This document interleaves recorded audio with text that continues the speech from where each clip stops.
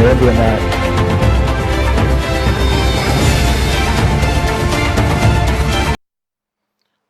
morning. Welcome to 101 on TSN Nigerian TV.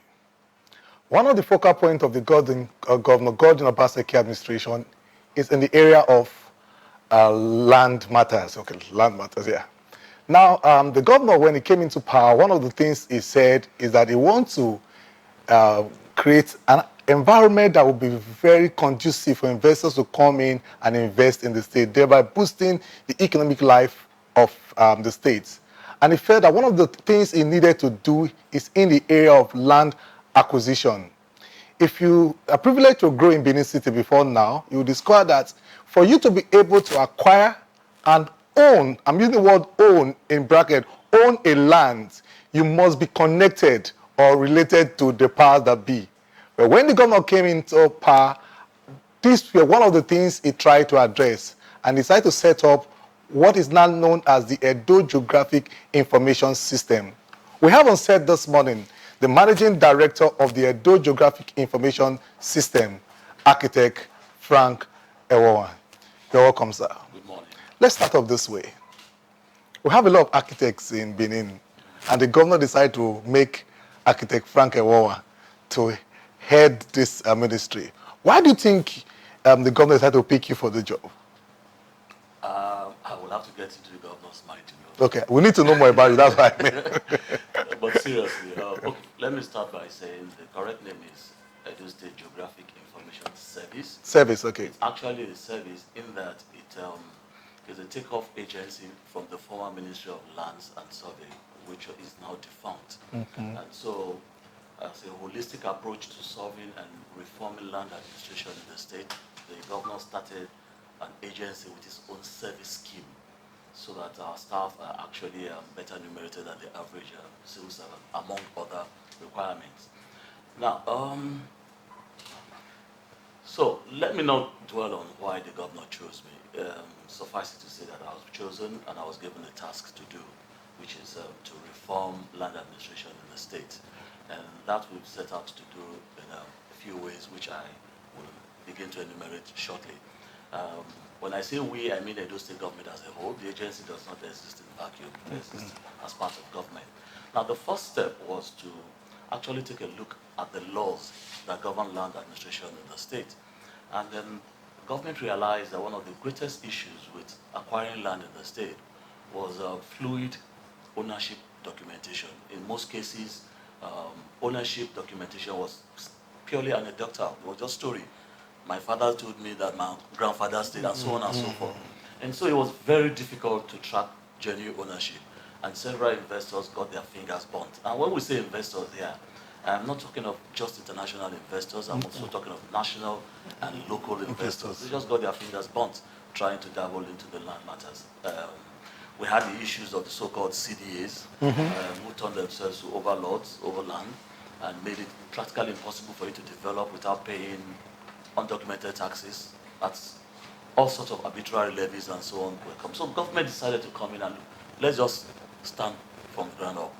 Let's start building from the foundation and then see how far we can take this reform.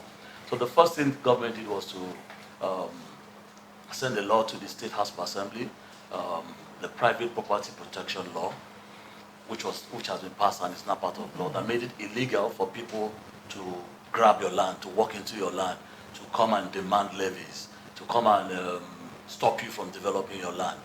Now, when that was done, we now took a look at the existing land administration laws, and government now decided that it's also necessary to retool that law. And in 2018, a law was signed into life, the EDOGIS. EDOGIS is acronym for Edo State Geographic Information Service.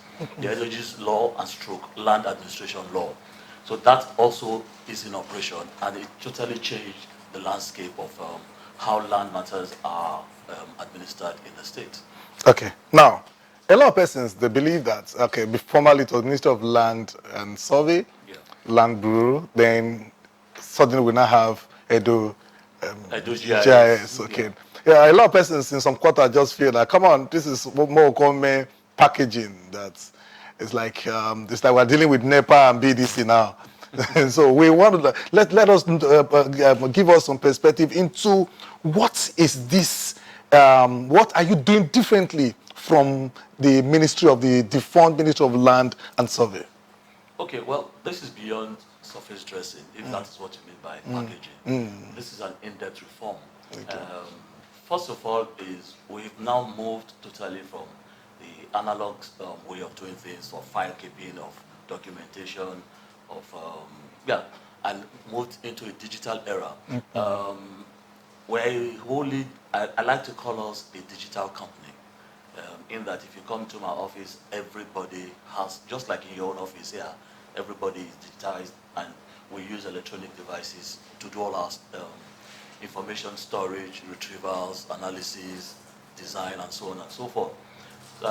When we came, we met well over 30,000 files in different stages of disintegration, not properly cataloged, making it almost virtually impossible to search through them, such that it was almost impossible to get land documents just 10 years gone by. And then we're right now currently in the process of digitizing each single page in each file into a searchable database, and we're about 50% gone that way. Before now, the process of acquiring title documentation could take anything from 2 to 5 to 10 years. Yeah. I've seen files 1960 something, 1970 something, still unresolved. Now we've been able to crash that down to under 90 days because of our new method or new methodology of service. So it's a completely different atmosphere from the normal government office. Completely different. I don't want to sound my own trumpet, so I will ask and invite that you come officially and Okay. visit. Okay. But several people keep saying, is this a new state government? I say, yes, it is government, and this is the direction government should go. We are not a paperless office, but we strive to be. Now, the issue of acquiring land in Edo State, as it were, I have acquired land in this state before, and it's, you see, a situation when you get to meet someone and they tell you that this land belongs to this family. Now, the question is this: if I'm having a land dispute with maybe one Mr. Frank Ewowa that is not exposed, that is not aware of this law, and I approach your office and I tell you that I'm the right owner of this land, and you issue me a digital certificate of occupancy, which means that I now have title over that land, and when naturally I'm not the owner of that land, what happens afterwards? Right. The certificate of occupancy, I need to explain two quick concepts here. Okay. A certificate of occupancy is the government documentation of your right of occupancy. They do not necessarily mean the same thing. Your right of occupancy is what actually determines your ownership of the land. Now, there are several ways of acquiring this right of occupancy. There is the statutory way, in which case government allocated the land to you. But there's also the traditional or customary right of occupancy, in which case you got the land, either you purchased it from somebody who has a customary right, or it's your family land as attested to by the general community, or the Oba gave you land, because the constitution under the Land Use Act recognizes customary right of ownership. Now, what the CFO does is to translate your customary right of ownership to a statutory right of ownership. So it therefore means that the CFO in itself does not stand on its own. Your CFO stands on your statutory rights of occupancy. So if the information you gave us to get the CFO is false, then the certificate itself is invalid. Okay. What is important is that you have the correct either customary right of occupancy or statutory right of occupancy, and then we certify it. Now, what are the benefits of certifying it for you? First, it's in a searchable database, so anybody can get that information, and somebody coming behind later to say it is my own will easily be disproved. Because once you have a certificate of occupancy, only a competent law court can return it. Only a court can return it. Edo GIS cannot withdraw the certificate as issued. Okay. We do not have that And power. it's the governor that issued the certificate. It's the governor You that see, issued the you see, certificate. when there would, that will lead us to our next question. You see, when the news came to the fore, we saw it on social media, we're happy, we're excited, and I've not been to your office. Yes. But let me state it now that I have a very beautiful office. Oh, thank you. That office doesn't look like what the regular Edo State Ministry look like. Yes. Quite digital. Now, when the news came, that was the first time I saw the office space, how it looked like. I was quite impressed. And they said, you can get your CFO for as low As little as 50,000. 50,000. Yes. You know what came to my mind? I said, come on, even to get what they call this crop fee in a community, they say, come on, pay for crop. Yes. It's as much, you pay as much as 200, 150, and you're telling us to get your CFO for 50,000. And a lot of persons are saying, come on, this is just social media gimmick. They are trying to deceive those. It's not possible.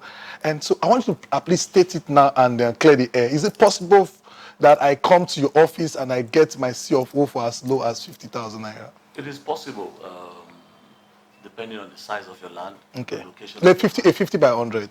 size of it. Let me just finish Okay. the parameter. Okay. The size of your land, the location of your land, and the use to which you are putting the land. Now, your 50 by 100 in a normal area, common area, not the big man area that you stay in, for commercial residential purposes, will come to about 54, 55,000, yes. 54, 55. That's pretty low. That's pretty low. In areas we call disadvantaged areas and in rural areas, you even get a 50% rebate. No. So it is actually possible to even get your CO for less than 50,000. However, there are also people who would need to pay more than 50,000 for their CO, i.e. they have large land, or they're using it for non-residential purposes, or they're in our high-value areas. So it's not a flat rate, it's not a uniform rate, it's a graduated rate. The good news is that it's computerized. The pricing system is entirely computerized and non-discretional. Once you just give us your survey plan and we type in the coordinates, the computer determines the zone you fall into and the amount you need to pay. So gone are the days where you need to know any big man to get your CFO. All payments are documented and only valid when paid into the designated bank accounts. So you do not need to pay anybody any money. You do not need to have any facilitator. You may have an agent, but you have to sign that you appointed that agent. But if you don't want to use an agent, you just walk up to our office and we will attend to you. Another good thing is we have a website, www.edogis.org, and you can go there, download our forms, totally free.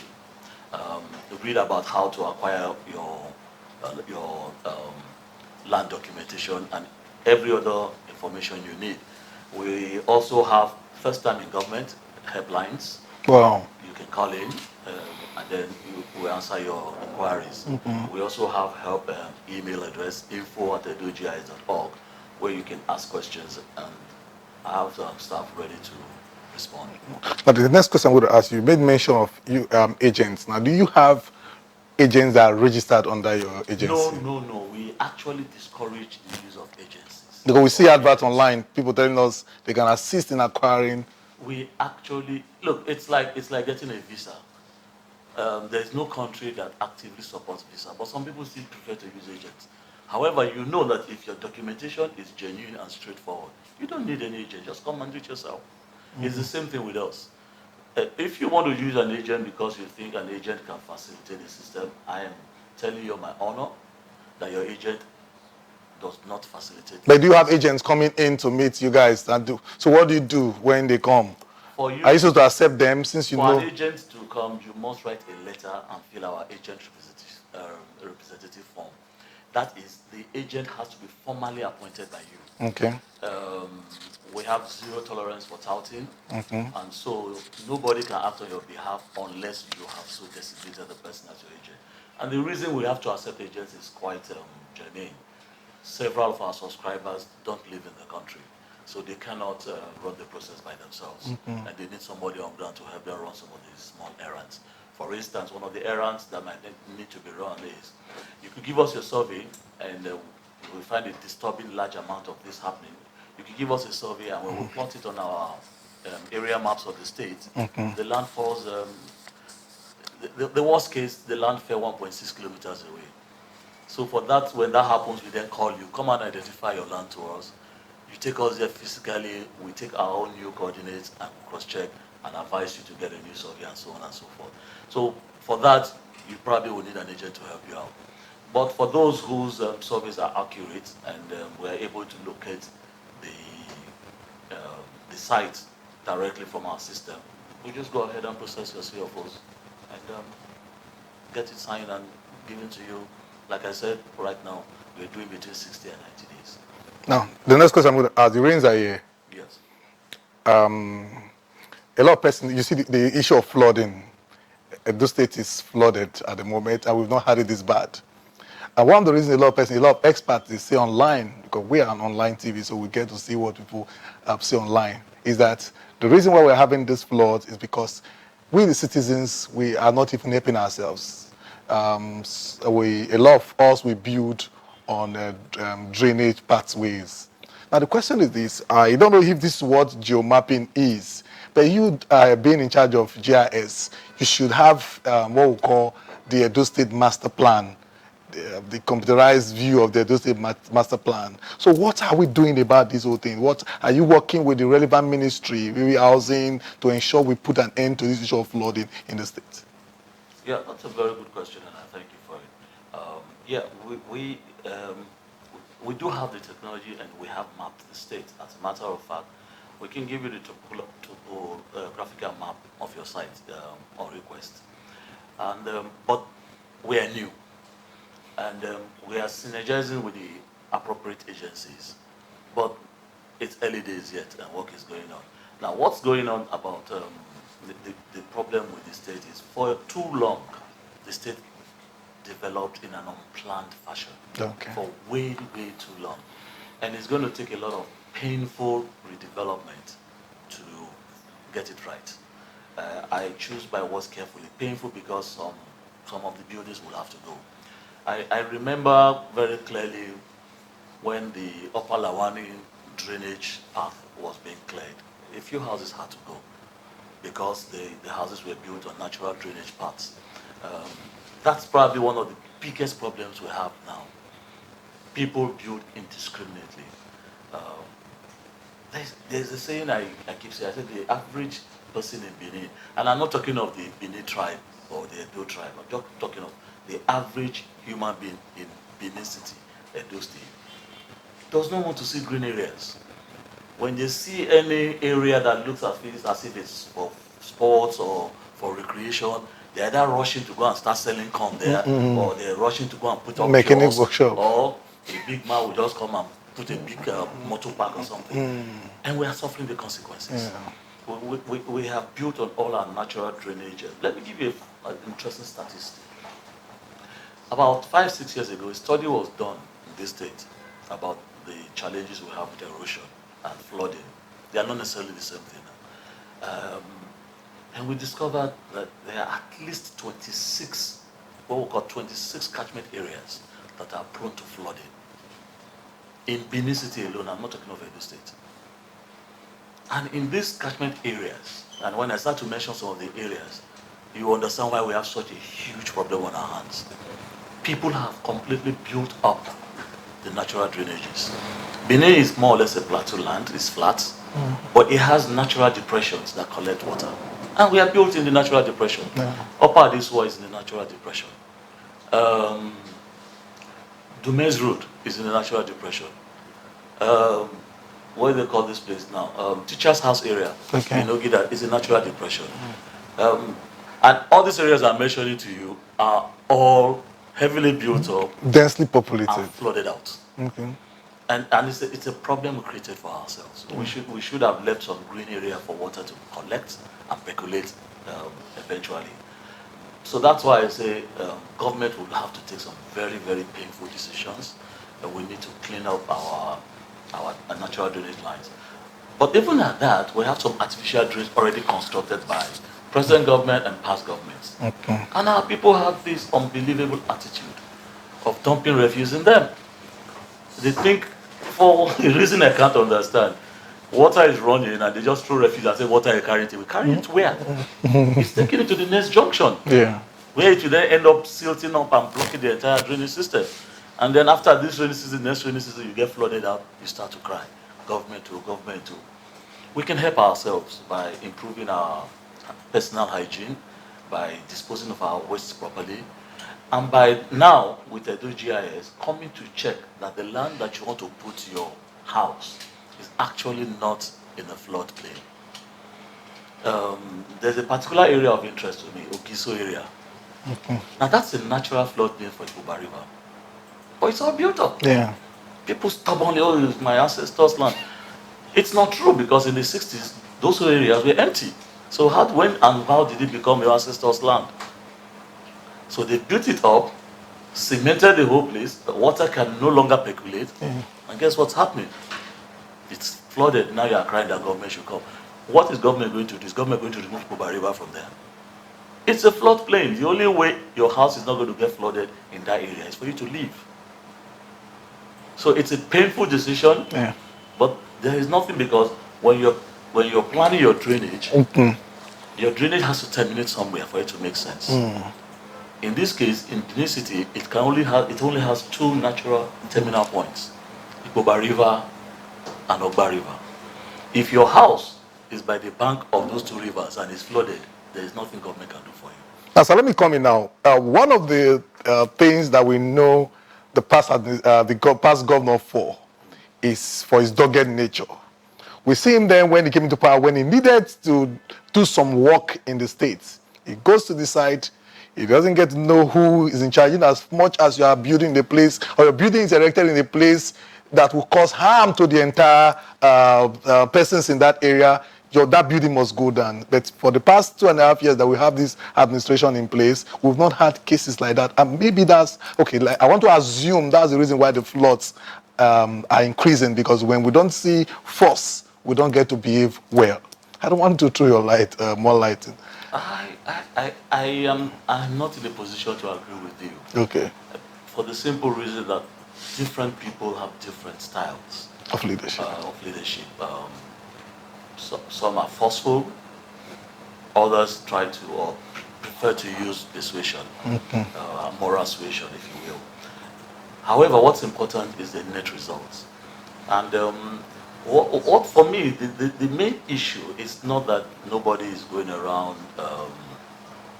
It's that we know what is wrong, and why do we do it? I mean, if you know you're building on a public drain, why do you do it? You're daring government to come and demolish it. Eventually, like the Bible says, a Pharaoh will come down, no Lord Joseph, and that building will come down. So, I think for me, it's better if we choose to stay on the side of the law, whether or not somebody's watching over us. That for me is true character. Yeah. It's what you do when nobody is looking at you. Not when you see the governor coming and you start shaking and they say, oh, it's a good man. That's not it. So our people need to wake up and realize that they are the ones most affected by their own wrongdoings. There is no government official that lives in those type of areas. Yeah. And the government, it keeps shouting, please don't do this. And then you leave your house and you go dump refuse in the drain that was constructed with taxpayers' money. But you're the one that's going to suffer it at the end of the day. The flood is not coming to my place, it's going to stay in your own place. So we need to change our mindsets to realize that our action affects gives us a reaction. Yeah. Now, thank you very much. We want to wrap up this interview now. I want to ask you this question. The issue of patronage. We are looking at Edo GIS as a company that should make money for the states. Issue of patronage. The question now is this. I know the way we react as Nigerians. Everybody needs to have a CFO. But Nigerians, the average Nigerian man will not want to come get it unless there is a force, there is a need, there is a law, there's a penalty. So I want to ask you a question. So far, how's the patronage like? Are they coming out to get it? Yeah. Now, it's the Land Use Act makes it optional to get your CFO. and there's no law apart from the constitution itself that can be higher than the land use act. Okay. However, Edo State land acquisition law makes it mandatory for every property owner to register their property. And when you register your property, government takes note of it. Now, but there's a compelling reason why you should register your land. One is you guard your land against encroachers, particularly if you are not staying in Benin. Even if you're staying in Benin, if you're staying in Ugbo and you have a land in Ekenwan Road, and it's not protected, somebody else can build, and the Sunday you decide to take your family there, you go and meet a house standing. So you need to protect your own property for yourself and for your inheritors by properly documenting. Then two, if you have properly documented or certificated land, you can use it to raise money. So it's actually what most of us do not know is our land holdings is latent wealth. It's money ready to be made, but you're not making it because you have no documentation. And when you document it properly, you can unlock the hidden potentials in that property and use it to do another business and grow from there. The third thing is, with time, nobody will buy your land if it's not documented. Right now, I even advise any investor, whether national, local, or international, don't have anything to do with any land that has not properly investigated. And one of the agencies that investigate land is EduGIS. We investigate land before we register it. So you can be sure that land that we have documented, it will not be 100%, but for most part of it, will have been thoroughly investigated and we can attest to the ownership. So if you do not document your land, in due course, nobody wants to have anything to do with you. Because if your land is genuine, why are you not documenting it? So there's a lot of caveat emptor, buyers beware going on now in land transaction. And very soon, one of the first things people should ask for, in fact, I'm advising savvy investors now, one of the first things you should ask for is, can I see your CFO? If you say it doesn't have CFO, it will only take you about a month to get your CFO. Go get it if the land is your own. If not, I will not do business with you. So that some people will resist because they have dubious intentions. They want to dupe, they want to multi-sell, they want to sell what is not their own. So they will tell you, oh, the land doesn't have papers. But those days are gone. The excuse is no longer there. You can get papers now in 30 days. So I will wait. Go and get your papers, come and sell the land to me. The moment investors start taking that path to safeguard their investments, everybody who wants to do business will see the need to register their land. That is the way it is everywhere else in the world. I mean, if you've traveled, and I know you've traveled outside of the country, can you imagine a plot that is not registered outside of this country or outside of this part of the continent? In the developed world, there is no such thing as a piece of land that is not registered. But right now, we're starting with persuasion, public enlightenment, and so on and so forth to get people to register. However, in the Edo State law, to register your land is no longer discretional, it is compulsory. Okay. And in due course, we will begin to engage people to get them, compel them to do the right thing. The governor is determined to open up Edo State for business. We're determined to make investment as safe as possible in the state.